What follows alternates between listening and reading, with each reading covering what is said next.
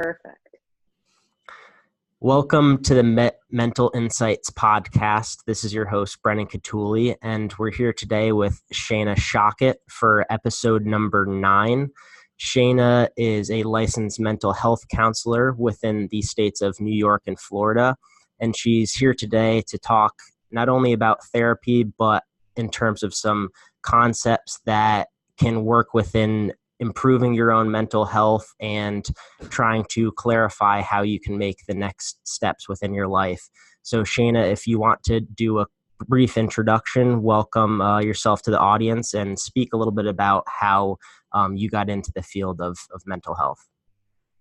Okay, sure. Thank you for that introduction. So as Brennan said, I'm a licensed mental health counselor in both New York and Florida.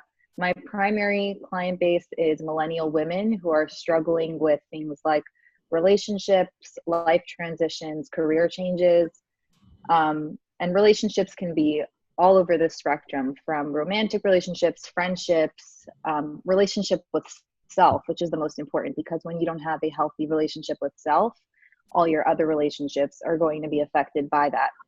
So on the note of what got me into the field, I'm not sure if this is exactly what it was, but my interest in psychology was sparked when I was probably around 5. I'm the youngest of 8, and my oldest sister, who's second in the family, is 15 years older than me. And I guess she was in college when I was between 3 and 5, because she was doing her bachelor's in psychology. And she used me for some of her experimental tests that she had to do on kids. And apparently, and this was a good foresight for the future, but apparently I got one wrong on the test, and I begged her to make it right. And she brought that into the teacher with the one wrong. She's like, I'm not changing it. And teacher's like, who did this test? And she's like, my sister. And he's like, you cheated for her. And she's like, no, she really wanted me to change that one. And when I was in high school, if I didn't get everything right on a test, I would be devastated. Until I was like 16, I forced myself to just get over that, because I'm like, life's not perfect. And if I'm going to try to be a perfectionist my whole life, I'll just be stressed. And then I also had a couple situations in high school with a friend in school and a friend from camp who both were diagnosed with anorexia. And so that sparked my interest in both nutrition and psychology, which I always had somewhat of an interest in nutrition as well. And I went to my undergrad hoping to become a nutritionist. And they didn't offer a bachelor's in nutrition. I figured, okay, psychology is like that best general one you can do.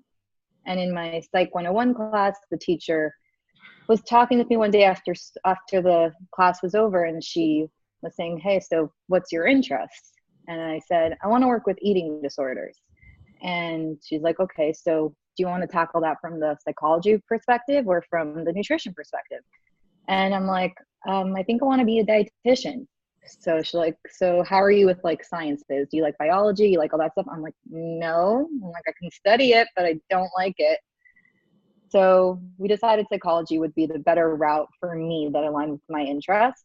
And as I got involved in the field, my interest brought into a lot more things. My internships were not in eating disorder centers, although my internship in undergrad was at the National Eating Disorders Association's hotline, which was a really, really cool experience of talking to people from all over, dealing with different struggles, and reinforced for me that this was the right field for me to go into, where I wanted to be there for people in an emotional way and not correcting their dietary habits. So more dealing with their emotions and thoughts related to that. Anyways, I was in grad school. I did a internship at a public school in their elementary and middle school. I did an internship at a women's psychiatric home, and then I worked in a clinic. So I got all different kinds of experiences with all different populations. And I realized that the population that really lit me up in the way that I worked with them the best and felt I connected with them best were millennial women, especially ones who went through situations or going through situations that I felt that I could relate to, that I had gone through myself. And I'm like, hey, like, I've been there, or my friends were there, and you'll get through it. and I can help you through it. So that's kind of what guided me to working specifically with millennial women, dealing with things like relationships and career transitions, life transitions in general. So that's kind of the background, the long story of it. And where did you want to go from there? Oh, sorry, style, right? Yeah. So that's great to hear. It's great to see all the different transitions that you made and what really led you to bring you here and what you're focusing on within your counseling today. And it's interesting to see that you had so many different paths, but then it led you to exactly what you're truly passionate about and who you can help. So as you're focusing on millennial women now, what if you want to speak about the types of therapies that you offer, because there are a wide range of therapies today that therapists use throughout their counseling. Right. So I subscribe to an eclectic approach, which means that I like to incorporate bits and pieces from the different ones that I feel will resonate with my clientele, that will help them in the best way. So I love CBT, but which is cognitive behavioral therapy, where you work on changing your thoughts, which then change your behaviors, which then change your feelings. So the theory behind CBT, I'm not sure if you've touched on this on your show before or what your audience's familiarity with. I'll go into it briefly, just in case this is just the first episode somebody's picking up. So let's say you go into the train and you're feeling uncomfortable with yourself that day. You feel you don't look good. So you go on the train and somebody's staring at you and you think to yourself, oh, I really don't look good. That's why they're staring at me. And then you're going to become more uncomfortable and you're going to sit in like a slouched position because you're not comfortable.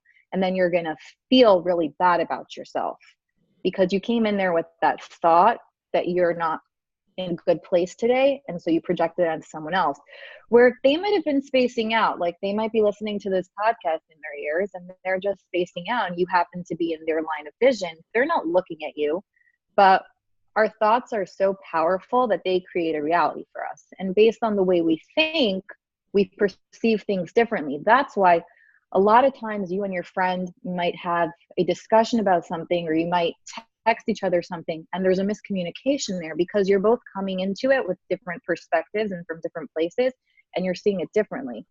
There's a really great, I think they're called Key and Peele, like that show. Yeah. I'm not sure if you're familiar. There's Yeah. one really great episode that I think I showed a couple of clients in session where they're texting each other that they're supposed to meet up later. And one of them is a more chilled, laid back personality, and like they depict him with having the bong and everything. And the other one is this anal guy who like comes in from his workout and is drinking his water and everything. And he's like, so are we on tonight? And the guy who's like the chill one's like, yeah, whatever. And he's like, yeah, whatever. Like we made plans. Like he's like getting all upset. It's showing you the two sides of these guys texting. And it ends up being, he's like, okay, like you want to be on? And he's like, yeah, we're on. And he goes, oh, it's on. And it's like, you see these two different, these two different sides where they're both having such different experiences and perceptions. And they come to meet in this bar, and the chill one is already sitting at the bar, and the anal one comes in with like a baseball bat with the nails sticking all out of it. And his friend's like, oh, you remembered that my costume for Halloween was going to be whatever, and you got me the perfect accessory for it. And he's like, oh, yeah, because he realizes that he totally read way too into this whole situation and how chill it was. So it's just interesting that we can really create a different situation. We literally paint what the situation is based on where we're coming from. So I like to work through thought processes a lot with clients to see what in their thinking process is creating negative situations for them, because it literally makes a situation negative. And then another thing that I like, especially with the niche that I work with, because they're high functioning individuals who a lot of the time have specific goals they're working towards, is solution focused brief therapy, where they're not coming to therapy for months and months and months or years on end. They're coming into therapy for a couple months, a few months to work through a specific issue they're dealing with. And then they learn new skills and tools that they can take with them into their life and they can use these skills and tools as other situations come up for them. So kind of like get in, get out, have new tools, but then they also know that if something comes up along the way, because life is not predictable and life gets stressful, so if something comes up along the way that's a little bit too much for them to handle, despite their toolkit of coping skills, they know they can always come in for a quick check-in or something to work through that new situation that popped up. And another thing I really like is mindfulness, which does go into CBT. There is mindfulness-based cognitive behavioral therapy. So it's about being present. A lot of times we experience things not in the best of ways because we're just not present, or because we're thinking about the future or the past. So, generally anxiety is not based on what's happening right now. Anxiety most often is because you're worried about something that's going to happen, or you're worried about something that happened. So you can't change what happened. You have to just accept it. And that brings me into, I like a little bit of DBT, which is dialectical behavioral therapy, which is similar a little bit to cognitive behavioral therapy in some ways, but it has some differences. And part of it is being able to accept two different realities at the same time at times. But one thing I like about DBT is it has incorporated into it what's called distress tolerance skills. So what that means is there's going to be situations in life that are distressing. So how can I tolerate them? How can I let them not get the best of me? And one of those that really, really speaks to me and helped me personally is called radical acceptance. And radical acceptance is just saying it is what it is. So some of you hearing this phrase might be like, I hate that phrase.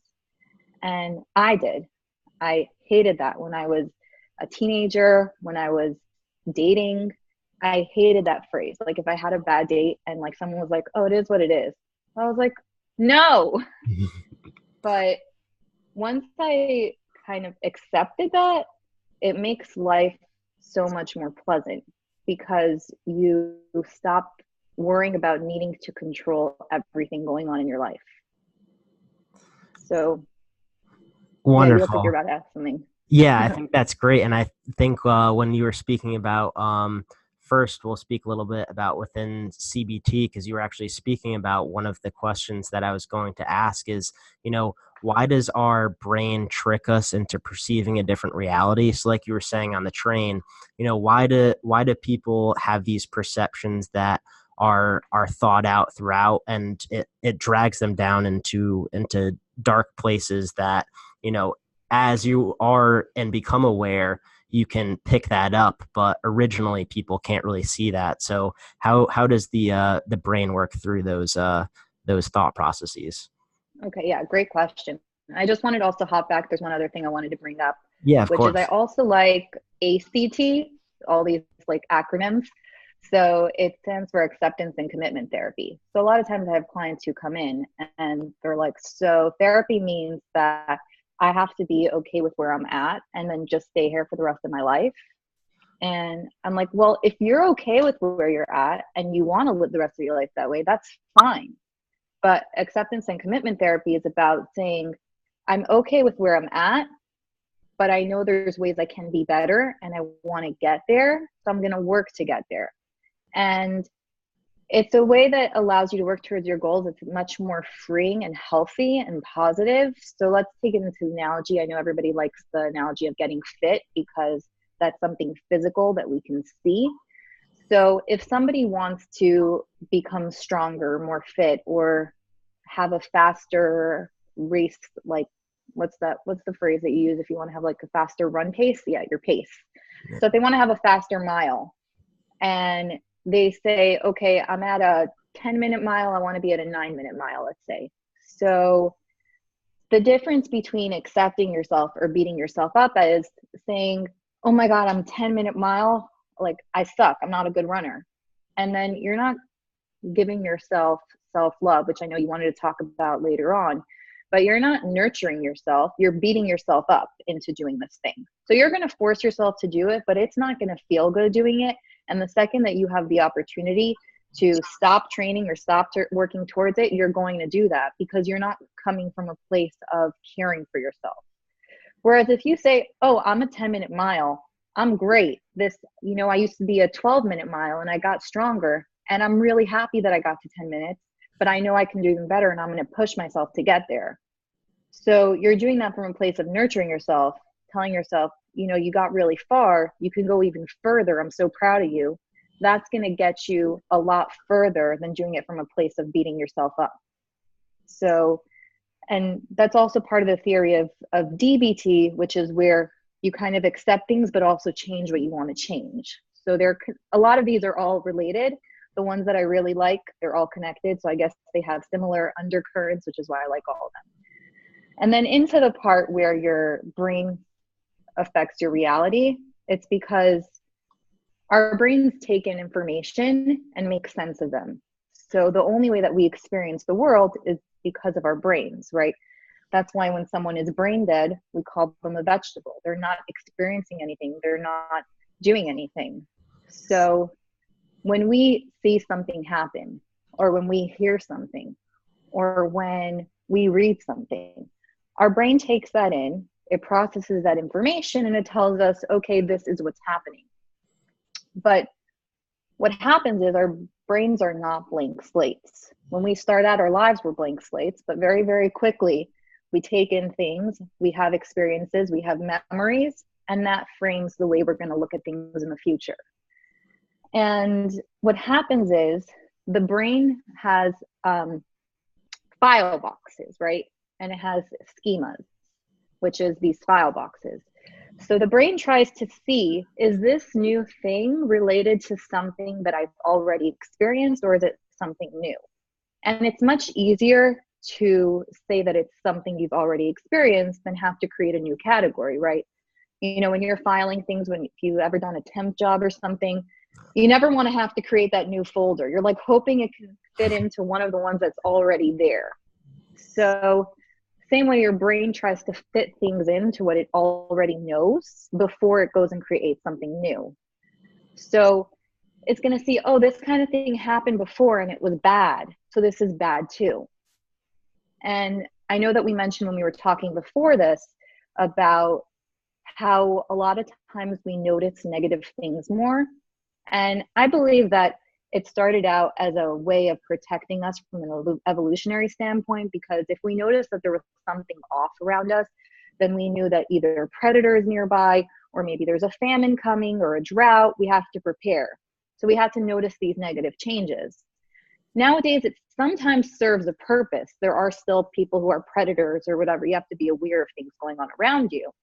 But it happens too frequently. And what it does is it reinforces thoughts and feelings that can lead to or feel like depression and anxiety. So we're not focusing on the positive things going around, then we don't notice them. So we think there's so much bad going on, which is why one of the things that I love to suggest to clients to do, and this is part of one of the self-care things, is I love to have them do what's gratitude journaling.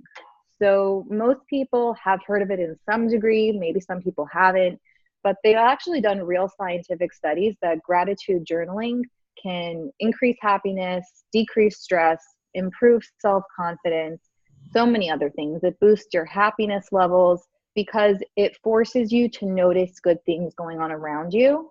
And what I love to tell my clients is that as you're doing this gratitude journaling, okay, like 1 week in, 2 weeks in, you're finding things every day. But then after a certain amount of time, you actually have to look harder for things to write about. So I tell them it can be big things, it can be little things. It can be the fact that you have a roof over your head. It can be the fact that you have money to go buy food. It can be the fact that you have clothes.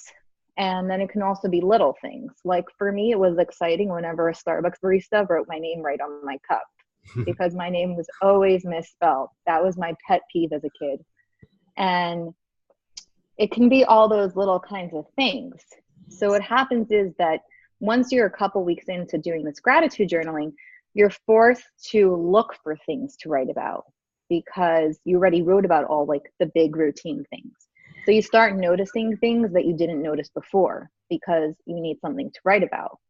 and you're noticing them more. So all of a sudden you feel like life is more positive since you're noticing more positive things.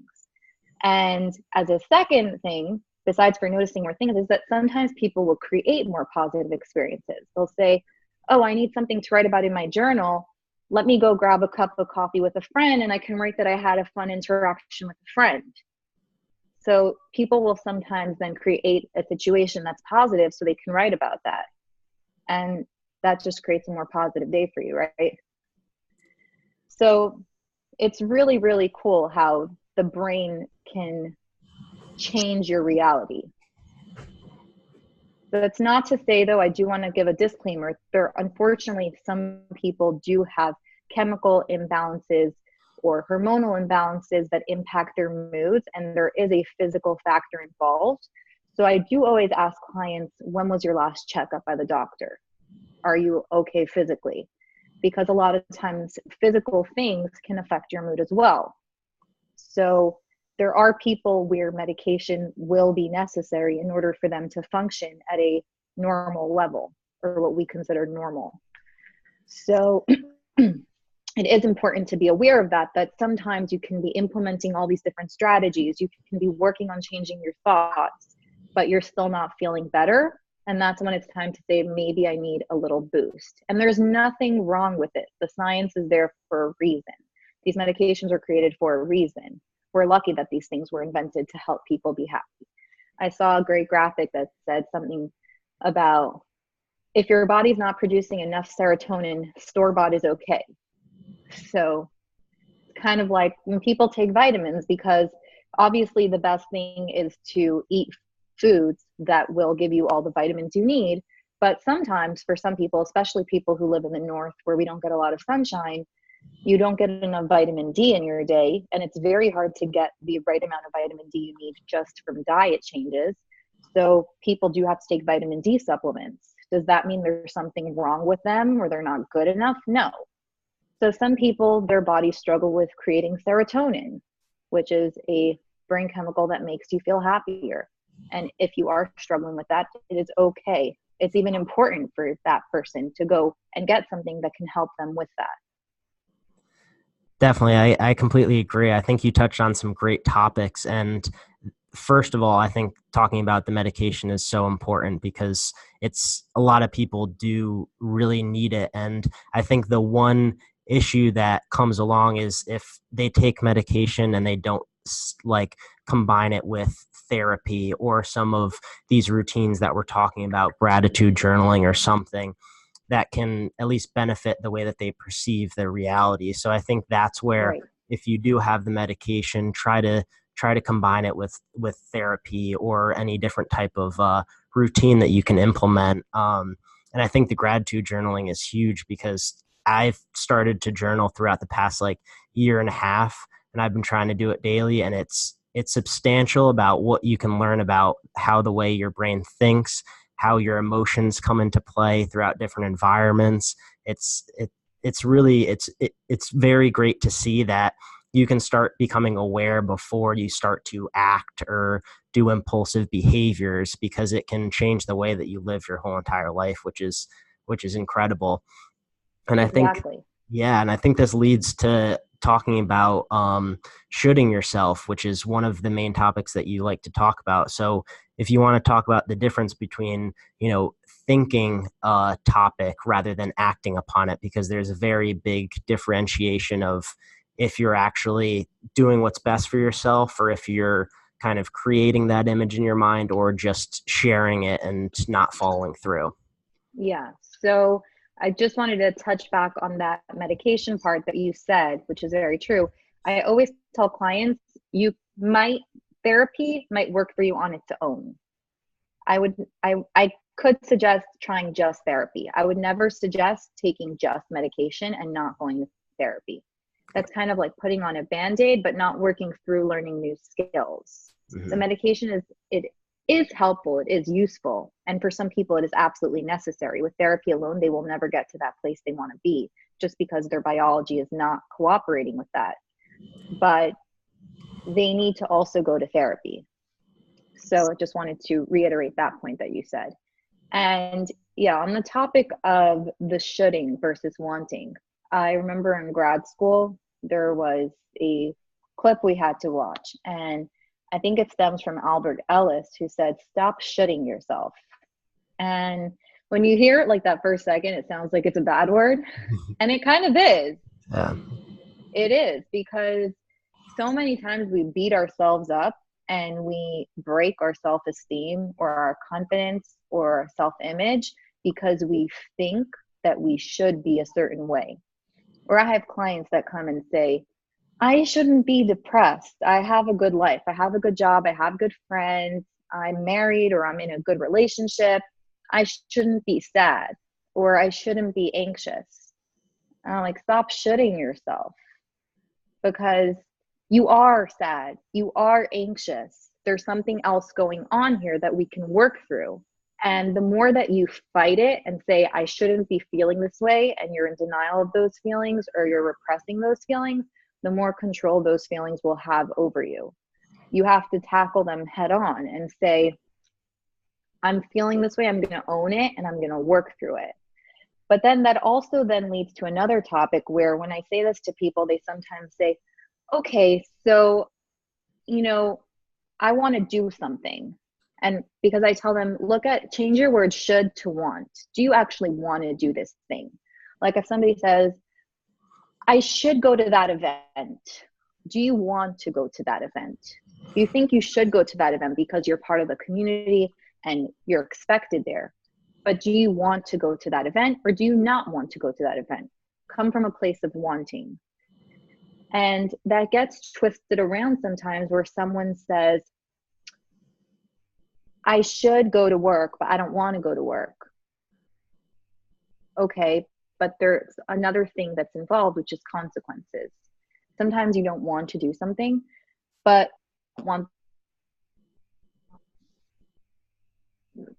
sorry about that. Oh, no worries. Okay, sometimes you don't want to do something, but you also don't want to deal with the repercussions of not doing that thing, right? So maybe I don't want to go to work, which I do want to be in work. I love doing therapy. When I was in agency life, that was a different story. There were some days that I loved, but some days that being bogged down by the paperwork or no-shows, cancellations really can burn you out. So let's say I said, I don't want to go to work today. Okay, but then I'm not going to have a job. If I don't have a job, I'm not going to be making money. If I'm not making money, I won't have an apartment. I won't have food. I won't have clothes. I won't have all these things that I do want. So sometimes we do something we don't want to do because we have a bigger want than not wanting that. So I want an apartment. I want food. I want clothes. So because I want those things, I might go ahead and do something I don't want to do in order to make that want possible. There's always then reevaluating, saying, can I be doing something different to get to that want? If you can, then great. If you can't, then work on accepting and appreciating that thing you don't like that enables you to have that thing you do like. So for example, for me, at a certain point in agency work, I couldn't get out. I had to be there. So I just worked on accepting it and taking in as much as I could. But I knew that when I could leave and start working for myself, or start working with a different clientele, or make myself a different schedule that worked for my family, that I would do that. And when I had that goal in mind, I felt a lot better about going to work, and I was able to operate on a better level. So there are times when you can't do that. You don't have an out. You have to get through these next 2 years to get that promotion you want, or whatever it is. You work on accepting where you're at, which is that radical acceptance. It is what it is. And try to see what's good about it. Try to appreciate the things you can. So I do have many clients who don't like their jobs, or they don't like the position they hold in their jobs because they're at the entry level or whatever it is. And I say, try to think about what this job affords you. Some people get to travel because of their jobs. Some people get great trainings as a perk of their jobs. Some people get to meet with great colleagues or get to work on amazing projects. So they might not like their overall job, but that job affords them things they do like. and is a necessary evil on the way to getting where they want to be. So if they can learn to focus on those parts, it's going to make them feel better. And is that changing the situation? It's not factually changing anything going on, but it is changing the way that you take it in, which then changes the reality for you.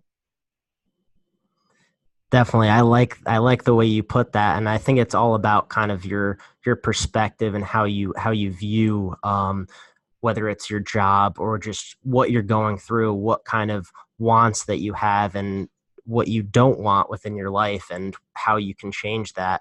And perspective was one thing that really drastically changed as I started going through gratitude journaling and experiencing gratitude, because the whole world kind of looked different for me because I started to appreciate the things that were around me, which was so important because originally I couldn't even appreciate myself. So that's the great thing as you go and talk through these different instances within your life. And that's why I think therapy is so important. And to go back to in the beginning of what you were saying is how you're releasing these negative emotions is so important. And I think whether it's through therapy or journaling, releasing these negative emotions is so important because then you can allow for a wider range for you to write down or experience these positive emotions that you were talking about. And a lot of that can be through the self-care and self-love. So as you already spoke about journaling techniques, what other kind of practices do you offer to your clients to work through being more confident within themselves, loving themselves more, and beginning to change their perspective about themselves? Yeah. So on the note where you said that if you're working through those things in therapy or through journaling, great point, because I saw a graphic another therapist put out where they said, who can benefit from going to therapy? And they're like, are you a person? Then you can benefit from going to therapy. I think that everyone can get something out of going to therapy as long as it's the right therapist. It's more important that you connect with your therapist and that there's a positive relationship there. Then it's more important that than what specific techniques that person is using or whether you're going for something specific. However, not everybody needs to go to therapy. So everybody can benefit, not everybody needs it. So those people who don't think that they need it sometimes feel they want to go anyways because they want to grow, they want to have more self-awareness, and sometimes it's just too busy for them. They don't have the time, they don't have the finances, they don't know where to go. So for time, what's great is that, for example, I do online therapy with clients, and I know so many other therapists who offer online therapy, and that makes things so much more convenient because you can fit it in on your lunch break. I have clients who do their session on their commute, if they're on the train, and we just do a phone call.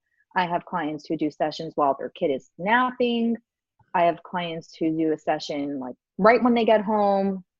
So it's much more convenient in that way. If you can afford it, a lot of therapists do offer sliding scale, or there are different places that you can go that offer more affordable therapy. So if it's something that you're interested in, check out what those barriers are that are preventing you from going and see how you can work through that barrier, because most of the time there's something you can do to figure out a way to make it work. If you decide that right now therapy is not for you, then try all the other different techniques and see if you're feeling better, because it might be enough for you. And those different techniques can be, like we said, journaling. Exercise is a huge one. The mental health benefits of exercise are so important. They create different hormones and neurotransmitters in your body that make you feel better, that make you feel more productive, that make you feel more energetic, which then can make you feel happier and more accomplished and more proud of yourself. Then it also creates physical changes in your body that can make you feel better. So exercise is really important.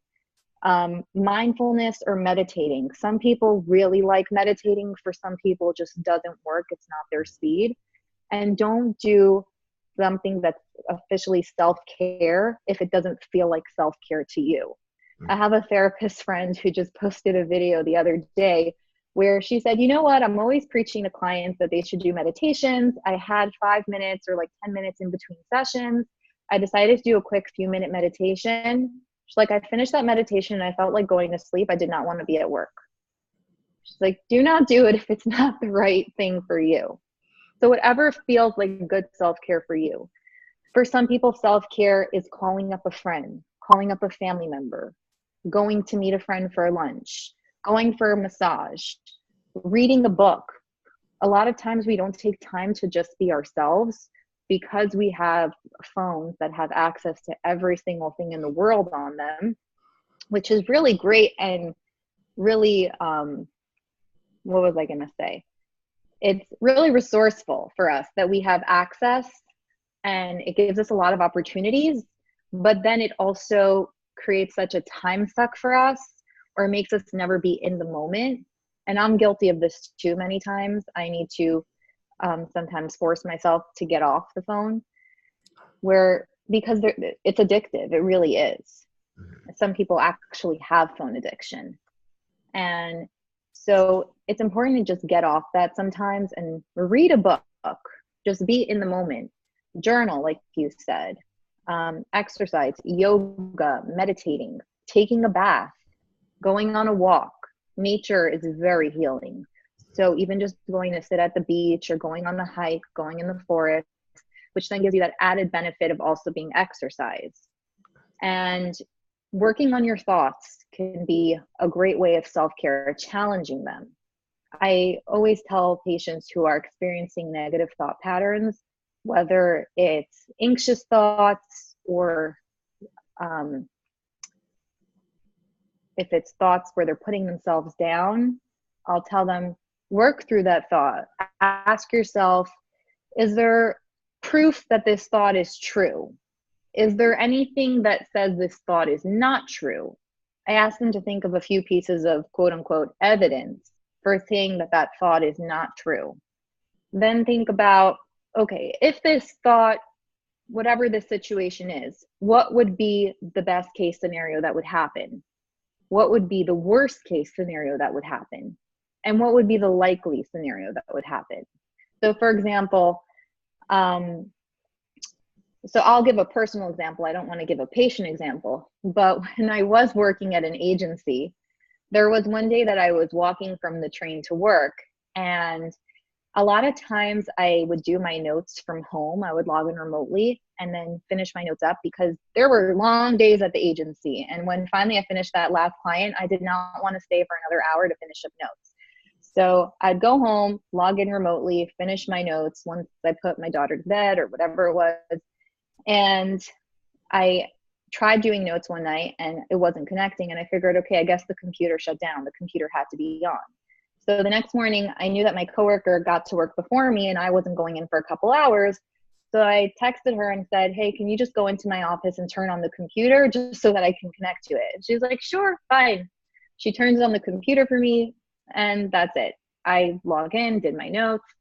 An hour or so later, I was getting off the train to walk the few blocks from the train station to work, and my friend texts me, oh my God, our boss is in your office. So I'm like, okay. She's like, oh my God, do you think it's to do with the computer? Like, what do you think is going on? So for her, like, it was her first time like turning on the computer for me, and then she saw the boss in my office. So she created this situation where, oh my God, they know that you logged in and something's bad, which there was nothing inherently wrong with me logging in. They allowed you to, they just didn't want you to do it on a constant basis. So as I'm walking to work, I was like, hey, I can get stressed out about this. I can get anxious about this, or I cannot. And I worked through that thought process in my head. Like, best case scenario, I don't know, he's just needs a computer. Worst case scenario, I'm in trouble. Maybe I'll get fired. And likely scenario, so I thought maybe they're just checking that all notes are up to date. And it seemed weird to me because I'm like, he can see my notes from his computer, like in the system. But I don't know, maybe they're checking when things are timestamped. I have no idea. And I said to myself, okay, let's say worst case scenario comes true, which is what I tell clients to do. Worst case scenario, let's say I get fired because I did something wrong. So what's going to happen a week from now? I'll probably be really upset, but also a little relieved because it was a very stressful job. In a month from now, I'll probably have a new job and be too busy.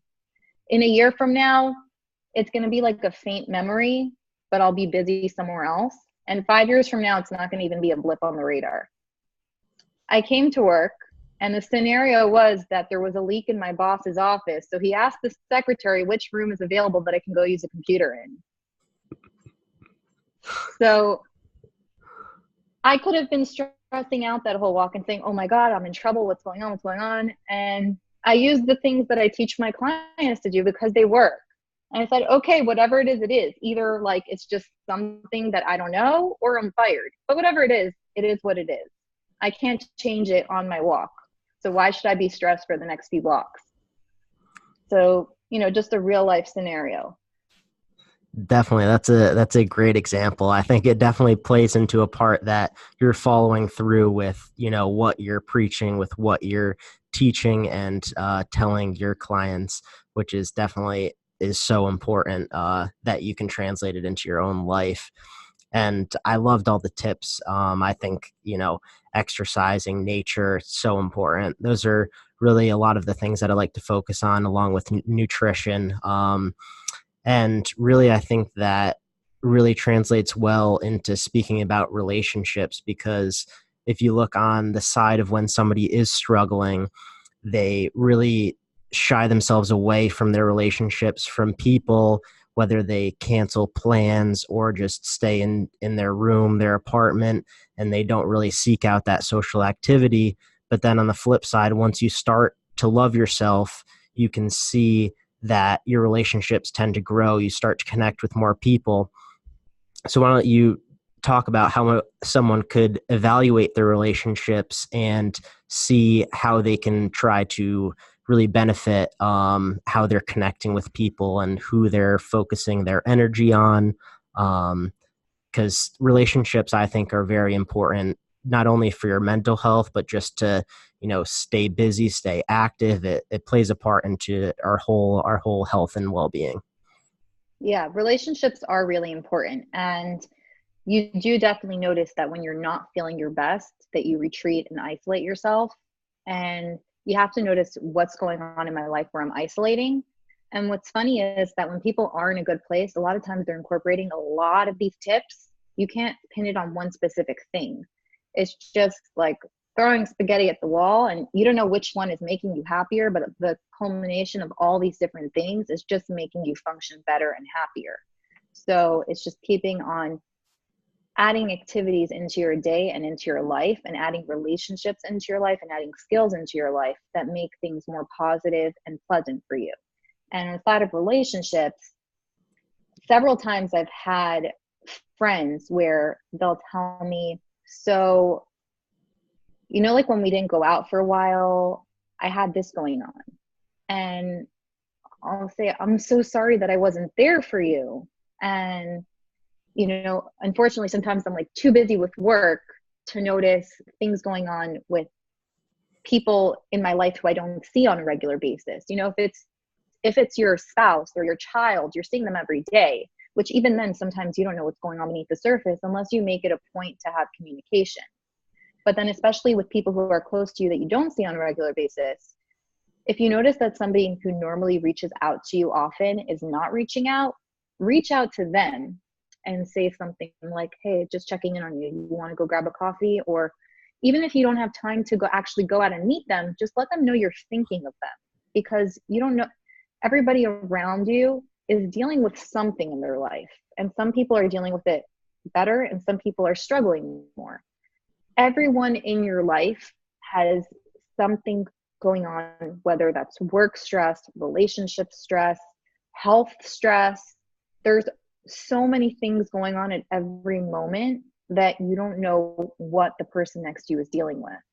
And I don't know if this is the therapist in me, but whenever I would go with friends to Starbucks as a teenager, I'd always wonder, like, what's going on in that person's mind, or that person sitting there, what's their story? And everybody has a story, which is really cool that they have that Humans of New York project that was started. And I know that some other people made pop-ups of it once it became popular in other places, but it's cool to see people's stories because everybody has something going on and you don't know what's going on unless you ask them.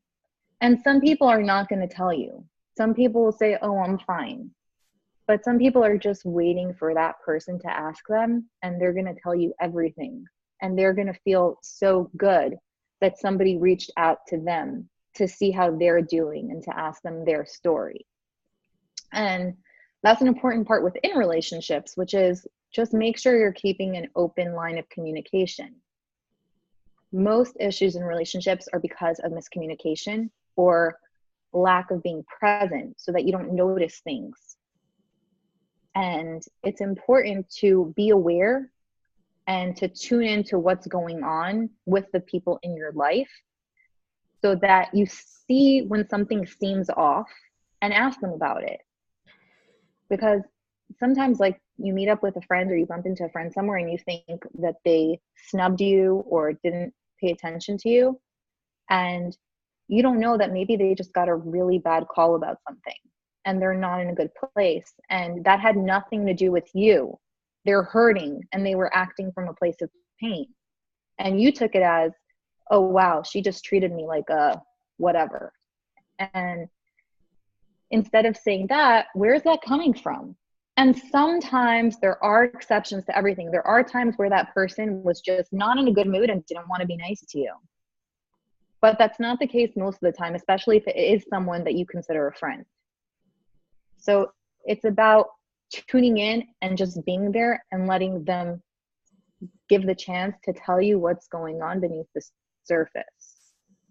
So there's that tuning in part, and then there's also making sure that they're understanding you, because going back to the first point we spoke about, which is how two people can experience different realities because of their own memories and past, how that plays into relationships is that when there's two partners, they have two different histories, they have two different families, they have different memories, they have different experiences growing up. So when one person says something that they're not necessarily meaning in a negative way and they're not trying to hurt that person, it can trigger something in the other person where it brings up a memory or reinforces a negative belief they have about themselves from childhood, and then they feel hurt. But a lot of times when we feel hurt, we don't want to tell the other person we're hurt because we feel like we're giving them power if we do that. Which, if you're in a relationship, it's not about a power struggle. You're on the same team. You know, there's a great quote I saw. If one of you is winning in the relationship, then both of you are losing. Because it's not me against you. It's me and you together. And if one of us is hurting, then we're suffering as a unit. On basketball teams or football teams, whatever it is, on all these teams, people maybe like when they're playing within their own team, they like when the other guy messes up or whatever because that gives them a boost. But if they're in the Super Bowl, they want every single person on their team to be operating at the optimal level because that brings them further. That picks them up as a whole. So when you're in a relationship, you want each other to be functioning at your best because that raises you up as a unit. It's not about seeing, oh, I got this one, or I was right this time. You're both right and you're both wrong. There's a perspective where each of you thinks that you did the thing that was correct. There's this perspective where each of you feel like the other one hurt you. So it's just about having open communication and trying to get on the same page as much as you can. And knowing that it's okay to have disagreements at times. It's going to happen. But it's how you get out of those disagreements and how you recover from them that shows the health of your relationship. You're going to have fights. It's normal. You're two people. You're not always going to see eye to eye. But is a fight going to turn into a week of silence? Or is a fight going to be a fight? And when you're both feeling a little better, then you say, can we talk about that? Or just not talk about it if you're not ready and move on to something pleasant. Which brings me into a really important skill in communicating with a partner if you're having confrontation or fighting or whatever, is to use I statements. Don't use accusatory statements. Instead of saying, you really hurt me, say, I felt hurt when. Instead of saying, I can't believe you did that, you say, it bothered me when this happened. Because when you accuse someone, that puts them on the defense. And when someone's on the defense, that does not set you up for a healthy conversation. So it's just being aware of all these little things. That's great. I think those were all really great tips and perspectives on how you can look at your own relationships within your own life. And I think the self-reflection with yourself and with your partner or your friends is so important because, growth is what we want throughout our life and throughout our everyday. So before I ask my last question, I just want to thank you for being on here. It's been such a pleasure, and we'll have all the links to Sheina's work, website, her social media accounts, so you can follow her, get in contact with her, and see more of what she is doing. And thanks so much for having me on here. Of course, it was such a pleasure. And I ask this to all my guests, and it's, if you were to write a book about your whole life, there's going to be this one chapter about your past 1 to 2 years, what you're currently experiencing, and what would you call the chapter of that specific time frame? Of the last 2 years? Of the last 2 years, yeah. When life gets real. I like that. And why is that? Why have you been facing that perspective of realness within your life today? So I think it's because my daughter is becoming a real person, and she's no longer this baby, and I have to act differently or think differently, do things differently, plan my schedule differently, be more conscious. And as your kid gets older, you start thinking more about the future, like what's our home going to be like? Where are we going to settle down? Because while she's a baby, it doesn't really matter so much where you are. And I'm living in New York now. I'm from Florida originally. My husband and I both want to end up back there because it's really nice to have sunshine all year long.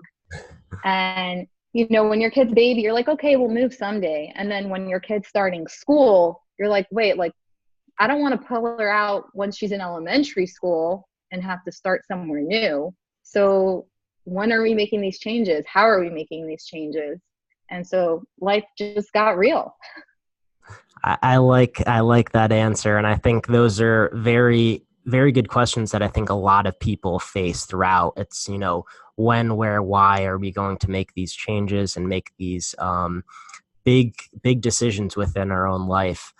So I just want to thank you again. It was such a pleasure. And this has been Sheina Schochet for episode 9 of the Mental Insights podcast. And be ready to listen more, but we'll have all the links to Sheina's work below, and you can get in contact with her and hear more about what she's doing today. So thank you again, Sheina. Thank you, Brendan. Have a great day. Thanks. You as well.